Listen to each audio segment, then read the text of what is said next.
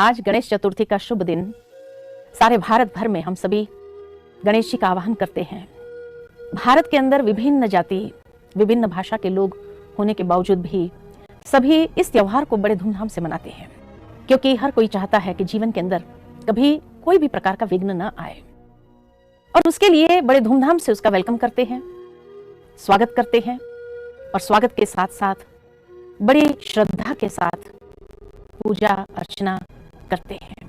हम सभी ये जानते हैं कि गणेश जी जब आते हैं तो वास्तव में हमारे जीवन के अंदर अनेक प्रकार की प्रेरणाओं का संदेश देते हुए वो हमें जीवन में सदा के लिए विघ्नों से मुक्त करना चाहते हैं।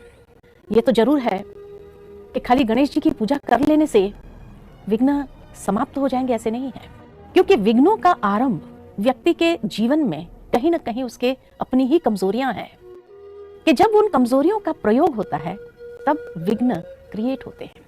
तभी तो किसी ने कहा है, the first wars are born in the minds of man. Ganesh ji के क्रिएशन, सबसे पहले गणेश जी का जन्म कैसे हुआ, बहुत सुंदर ये दर्शाते हैं कि मां पार्वती ने गणेश जी की रचना की, और फिर शिव जी जा रहे थे तपस्या करने के लिए, तो मां पार्वती कहीं अकेले न हो जाए, तो इसलिए गणेश जी का निर्माण करके उनको सजीवन करते हुए मां पार्वती के साथ छोड़ करके गए। कहा जाता है कि मां पार्वती जब स्नान करने जाते थे तो बाहर उनको रक्षा के लिए बिठा के जाते थे। एक दिन तपस्या से जब वापस लौटे तो गणेश जी ने अपने पिता को पहचाना नहीं, और इसीलिए उन्होंने उनको रोका कि आपको अंदर नहीं जाना है।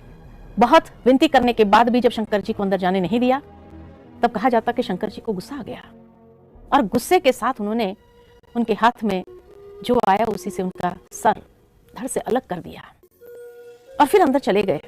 मां पार्वती ने पूछा कि आप कैसे अंदर आ गए, क्या गणेश जी ने रोका नहीं आपको?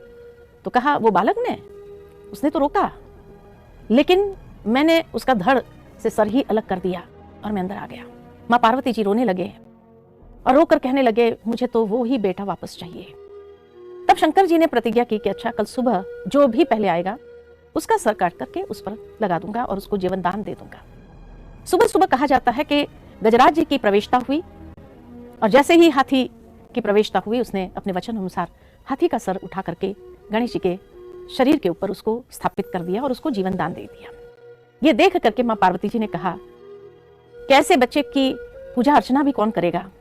तब शंकर जी ने यह वरदान दिया कि मेरे से भी पहले उसकी पूजा होगी, और जो उसकी पूजा करेगा उसके जीवन से हर प्रकार के विघ्न नष्ट हो जाएंगे। ये शास्त्रों के अंदर कथा आती है, लेकिन वास्तव में अगर देखा जाए तो वर्तमान समय जीवन के अंदर उसका आध्यात्मिक महत्व क्या है। अब शंकर जी तपस्या के लिए जा रहे हैं और गणेश जी का क्रिएशन करके उनके अंदर प्राणदान दे करके गए। जब वापस तपस्या से लौटे तो क्या तपस्या का सही स्वरूप इतना गुस्सा, और वो भी एक बच्चे के ऊपर? सबसे पहली बात, उसको पहचाने नहीं, और दूसरी बात, तपस्या करके आए और इतना गुस्सा आ गया कि उसने सर ही काट दिया। अच्छा, सर काट तो दिया, लेकिन दूसरे दिन जो सुबह आएगा उसका सर बिठा देंगे, माना दूसरे दिन फिर किसी और की हत्या।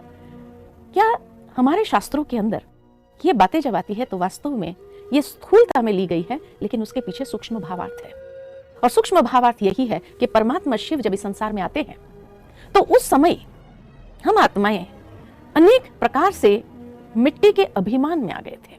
इसीलिए दिखाते कि जब गणेश जी की रचना हुई तो पार्वती जी के शरीर के मैल से उसने उस पुतले को तैयार किया था। भावार्थ ये कि मैल यानी विकारों का मैल हमारे जीवन के अंदर आ गया था, और उस विकारों के मैल के कारण मनुष्य अपने स्वभाव में इतने जिद्दी प्रकार के नेचर में आ गए, अभिमानवश जीवन को चला रहे थे। शिव जी जब इस संसार में अवतरित होते हैं तो सर उतार देते हैं, भावार्थ वो अहंकार वाला सर उतार देते हैं। और हाथी का सर लगा देना किसी की हत्या करने वाली बात नहीं है, लेकिन हाथी का सर लगाने का मतलब ही है कि सभी प्राणियों में बुद्धिशाली प्राणी अगर माना जाता है तो हाथी को माना जाता है। तो हाथी का सर रखना भावार्थ है कि ज्ञान युक्त बुद्धि का वरदान देना, अर्थात ज्ञानोदय, ज्ञान का उदय आत्मा में।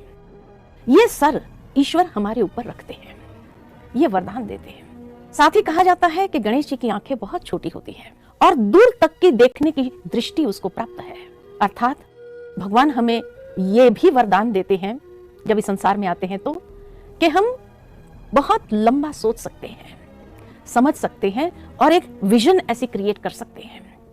साथ ही साथ उसके कान सूप जैसे होते हैं। सूप की विशेषता यह है कि जब कोई भी अनाज सफाई करते हैं और सूप में डालते हैं तो अच्छी चीज अंदर ले लेते हैं और किचड़ा बाहर फेंकते हैं। जीवन के अंदर हमारे सामने भी कई लोग ऐसे आते हैं जो अननेसेसरी बातें भी शेयर करते हैं, लेकिन जो फालतू बातें हैं, जो हमारे उपयोग की नहीं है, काम की नहीं है, उसको हम सुनी अनसुनी कर दे और जो अच्छी बातें, ग्रहण करने योग्य बातें हैं, उसको जीवन के अंदर ग्रहण करते जाए। साथ ही साथ सुंड का प्रतीक है। कहा जाता है कि हाथी की सुंड में इतनी ताकत भी है और नरमाई भी है। बड़े से बड़े पेड़ को उखाड़ने की शक्ति रखती है, लेकिन अगर एक बच्चा आ जाए तो इतना जेंटली उसको उठा करके अपने पीठ पर बिठा देता है। तो जीवन के अंदर बैलेंस, कि जहां हमें शक्ति बरतनी होती है वहां शक्ति भी हो, लेकिन जहां जीवन के अंदर फ्लेक्सिबल होकर के कार्य करना है, नरमाई से कार्य करना है, तो वो भी हमें आना चाहिए। एक दंत, वैसे भी कहा जाता है कि हाथी का दांत इतना प्रेशियस होता है, इतना अमूल्य होता है, उसकी कीमत बहुत अधिक होती है। वो आत्मा जो ज्ञान युक्त बुद्धि रखती है, जो दूरदर्शिता रखती है, जो हमेशा अच्छी बातों को ग्रहण करते हैं अपने कानों से, और जिनके अंदर व्यवहारिक कुशलता है, उनके एक एक शब्द बहुत अमूल्य होते हैं। वो जो कुछ भी बोलेंगे फालतू नहीं बोलेंगे, लेकिन हमेशा उनके एक एक शब्द जैसे तोल तोल करके बोलने वाले होते हैं। साथ ही साथ गणेश जी का बड़ा पेट दर्शाया है। बड़ा पेट अर्थात जैसे कहा जाता है कि किसी व्यक्ति अगर बहुत बाह्य मुक्ता में आ जाता है और कोई बात अगर अंदर में समा न सके तो यही कहते हैं इसके पेट में कोई बात रहती नहीं है, उसको करना नहीं चाहिए। लेकिन गणेश जी का बड़ा पेट अर्थात वो हर बात को भी अपने में समाने की शक्ति रखता है। जीवन के अंदर कई बार प्रॉब्लम्स इसीलिए आते हैं जब हम बहुत ज्यादा बोलते हैं, फालतू बोलते हैं, सोच समझ करके नहीं बोलते हैं, और अंदर में कोई भी बात किसी ने कही है वो भी उच्चारण कर देते हैं, बोल देते हैं, तो नेचुरल है विघ्न तो खड़े होंगे ही। साथ ही साथ गणेश जी का वरद हस्त दिखाया हुआ है कि कोई आत्मा कैसी भी भावना से उसके सामने आ जाए, लेकिन हर आत्मा के प्रति कल्याण का भाव, उनको आशीर्वाद देने का ही भाव उसके मन में रहता है।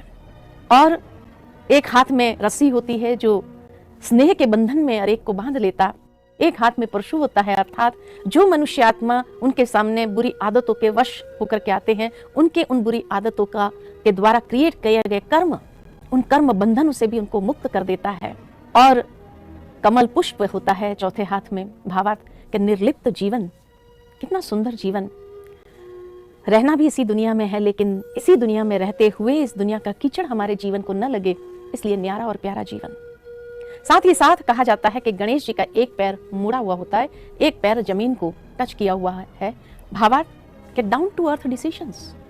जीवन के अंदर हमेशा प्रैक्टिकल और डाउन टू अर्थ डिसीजंस जो ले सकता है, वो गणेश जी के इस बैठने के पोस्चर से दर्शाया गया है कि कभी भी जीवन के अंदर एक पैर ऊपर अर्थात न्यारे भी रहो और दूसरा पैर जमीन पर यानी डाउन टू अर्थ होकर के चलो। और साथ ही साथ उनको मोदक बहुत पसंद है, इसीलिए मोदक का भोग लगाया जाता है। मोदक के अंदर एक तो गुड़ होता है और दूसरा नारियल होता है और कण होते हैं, या कहते हैं उसको बूंदी बहुत पसंद होती है, बूंदी के लड्डू भी उसको बहुत पसंद होते हैं। बूंदी में भी स्वीटनेस और एक एक कण जुड़े हुए, भावार्थ के मधुरतापूर्ण व्यवहार करके हर आत्मा को जोड़ने की जो क्षमता थी वो उसी में थी, जिससे एकता के सूत्र में बांधना, स्नेह के सूत्र में बांधने का प्रतीक है। और इतने बड़े गणेश जी का वाहन चूहा दर्शाया है। चूहे की एक विशेषता है कि जब चूहा काटता है तो फूंक मार के काटता है, जिससे व्यक्ति को कभी तो पता ही नहीं चलता है, खून भी बह रहा होता है, लेकिन फूंक मार मार के काटने की जो एक बात है वो चूहे में होती है। लेकिन गणेश जी ने ऐसी जो जीवन के अंदर बातें आती है जो हमें नुकसान भी पहुंचाती है लेकिन पता भी नहीं चलता है, उनके ऊपर भी विजयी, उनके ऊपर भी अधिकार प्राप्त कर लिया। तो ये गणेश जी के जीवन दर्शन हमें प्रेरणा देता है कि ये अष्ट शक्ति अगर जीवन के अंदर हम ग्रहण कर दे तो वो जीवन कितना सुंदर हो जाएगा। कौन सी अष्ट शक्ति? विशाल सोच, सकारात्मक सोच, दूरदर्शिता, अच्छी बातों को जीवन के अंदर ग्रहण करने का, व्यवहारिक कुशलता, अमूल्य बोल हमारे मुख से निकले, अनेकों की बातों को जीवन में समाते जाए, ये नहीं कि जहां भी आए बोलते जाए, और फिर भी हर आत्मा के प्रति शुभ भावना, शुभ कामना, स्नेह के बंधन में बांधना और अनेकों के कर्म बंधन को तोड़ते हुए समाप्त करने की शक्ति रखना और कमल पुष्प की तरह न्यारा रहना। और जो भी लाइफ में डिसीजंस लेना है, डाउन टू अर्थ डिसीजंस ले। ये अष्ट शक्तियां जब हम अपने जीवन के अंदर ग्रहण करते हैं तो हमारा जीवन कैसा हो जाता है। इसीलिए गणेश जी की दो पत्नियां दिखाते हैं, रिद्धि और सिद्धि। सिद्धि यानी सफलता, रिद्धि माना यथार्थ विधि। जो अपने जीवन के अंदर यथार्थ विधि से ही सिद्धि को, सफलता को प्राप्त करता है। और यथार्थ विधि, ये अष्ट शक्तियों को जीवन में धारण करने से ही उस सिद्धि स्वरूप बनना। तो यथार्थ विधि से जब सिद्धि को प्राप्त करते हैं तो उसमें व्यक्ति अपने जीवन के अंदर सुकून को भी अनुभव करता है और कोई भी प्रकार के विघ्नों को आने की मार्जिन नहीं रहती है। गलत तरीके हमेशा विघ्नों को आवाहन करता है। इसीलिए गणेश जी विघ्नहर्ता, जिन्होंने सारे विघ्नों को समाप्त किया। साथ ही साथ उसको गणनायक कहते हैं, वो लीडर बनते हैं जो अनेकों को प्रेरणा देने वाले हो जाते हैं। उसको अष्ट विनायक इसीलिए कहा कि जो अष्ट शक्तियों को अपने जीवन के अंदर ग्रहण करते हुए विनय के साथ चलने वाला एक नायक, अनेकों के प्रेरणा स्रोत। साथ ही साथ उसको सिद्धि विनायक भी कहते हैं, जिन्होंने सिद्धि भी प्राप्त की लेकिन उसका अभिमान नहीं आया, विनम्रता के साथ लीडर बने। इस तरह उनके हर नाम के अंदर भी उनके कर्तव्य और जीवन के सद्गुण समाये हुए हैं। तो क्यों नहीं आज खाली गणेश जी की पूजा अर्चना या आवाहन खाली न करें, लेकिन गणेश जी के जीवन से इन प्रेरणाओं को अपने जीवन में लेकर अपने जीवन को हमेशा के लिए निर्विघ्न बना दें। तो शिव जी के बच्चे तो हम सभी है ही हैं, और शिव जी के बच्चे होने के नाते हम सबके अंदर परमात्मा शिव से इन शक्तियों को प्राप्त करते हुए अपने जीवन को उस ऊंचाई तक ले जाना है।